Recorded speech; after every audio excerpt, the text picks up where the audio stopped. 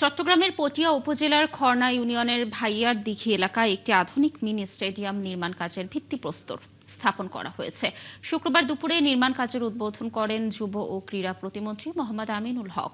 তিনি বলেন, তৃণমূল পর্যায়ে খেলাধুলার উন্নয়ন এবং যুব সমাজকে মাদক ও অপরাধ থেকে দূরে রাখতে সরকার বিভিন্ন ক্রীড়া অবকাঠামো নির্মাণে বিশেষ গুরুত্ব দিচ্ছে। আর পটিয়ায় এই মিনি স্টেডিয়াম নির্মিত হলে স্থানীয় খেলোয়াড়দের প্রশিক্ষণ ও বিভিন্ন ক্রীড়া প্রতিযোগিতা আয়োজনের সুযোগ বাড়বে। স্টেডিয়ামটির যথাযথ রক্ষণাবেক্ষণে স্থানীয় জনগণেরও ভূমিকা রাখতে হবে বলেও জানান তিনি।